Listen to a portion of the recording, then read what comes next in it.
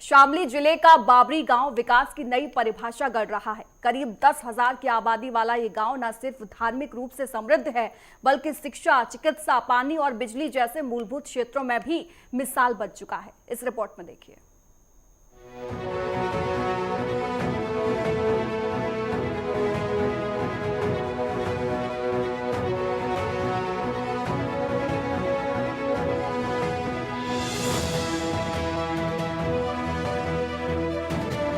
शामली से करीब 15 किलोमीटर दूर बसा बाबरी गांव 570 साल पुराने इतिहास को समेटे हुए है।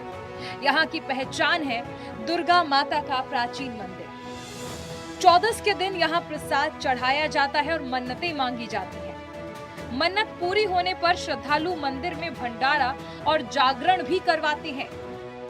बीते करीब 100 सालों से यहाँ मेला लगता है, जो आस्था और संस्कृति का प्रतीक बन चुका है।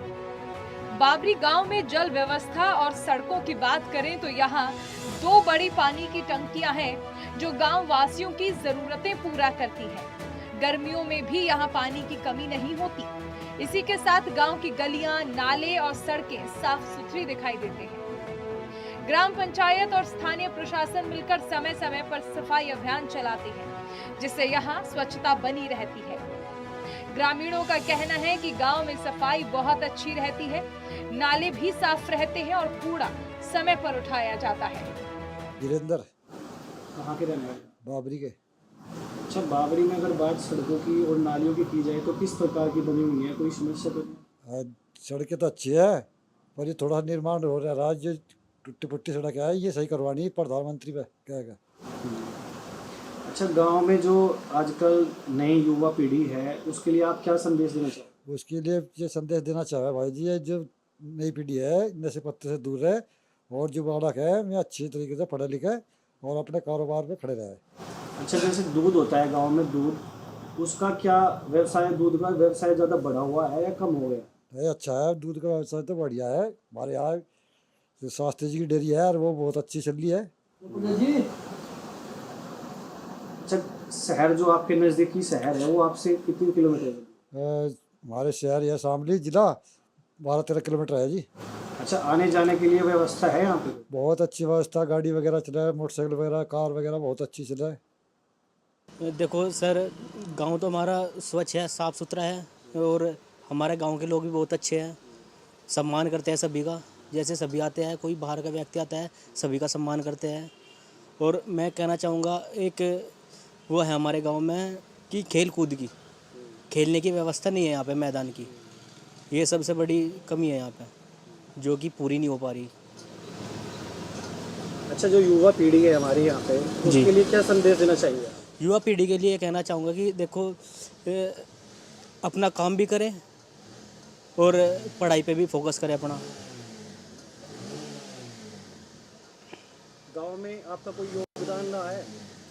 गांव में देखो, मेरा तो कोई योगदान नहीं रहा, बट कोई भी आता है, सबकी, हमारे घर के जो बड़े हैं सबकी करते हैं योगदान। जैसे कि आते हैं, चाचा जी है मेरे, डॉक्टर हैं, उनके पास आते हैं। बाबरी में शिक्षा व्यवस्था भी मजबूत होती नजर आ रही है।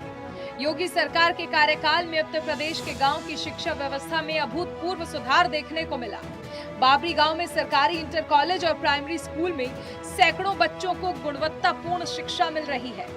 स्कूलों को मिश्रित कर सुविधाएं बेहतर की गई और मिड डे मील योजना को प्रभावी रूप से लागू किया गया है। योगी सरकार की नीतियों ने न सिर्फ शिक्षा का स्तर उठाया, बल्कि गांव के बच्चों के उज्जवल भविष्य की नींव रखी। इस सरकार की दूरदर्शिता और ग्रामीण विकास के प्रति प्रतिबद्धता को दर्शाता है। हमारे स्कूल में 240 बच्चे पंजीकृत हैं। और आपके स्कूल में खाने पीने की क्या व्यवस्था है बच्चों के प्रति? खाने का हमारे यहाँ जो मेन्यू है डिसाइडेड, उसी के हिसाब से खाना मिलता है, जिसमें सप्ताह में एक बार दूध और एक बार फ्रूट, बाकी दाल चावल रोटी सब्जी वगैरह सब कुछ। खेलने की क्या व्यवस्था है सर? खेलने में हमारे यहाँ थोड़ा सा ग्राउंड छोटा है, लेकिन उसके बावजूद जो है कबड्डी, खो खो, रस्सा खींच या इस तरह की छोटी मोटी नई एक्टिविटीज़ कराते रहते हैं। लोकेश पाल। जी, लोकेश पाल जी, आपका गांव बाबरी पड़ता है जी। बाबरी में अगर बात की जाए तो दूध उत्पादन की, पहले दूध उत्पादन बड़ा लेवल पे चलता था, अब कैसा है?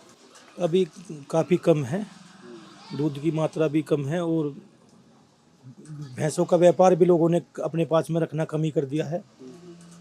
एक तो खेती बाड़ी भी कम होती जा रही है, जगह जगह रोडें निकलती जा रही है तो खेत में भी दिक्कत बन रही है। थोड़ी थोड़ी ज़मीन बच गई है तो इस वजह से थोड़ी लोग बाग भैंस वैंस रखने में दिक्कत महसूस कर रहे हैं। अच्छा, तो गांव के अगर उसकी बात की जाए कि शहर आपसे कितनी दूरी पर पड़ता है? हमारे यहाँ से 12 किलोमीटर। तो आने जाने के लिए किस व्यवस्था का कोई व्यवस्था है? हम बाइक से या फिर आजकल तो ई रिक्शा वगैरह चल रही हैं तो इनसे चले जाते हैं या फिर बस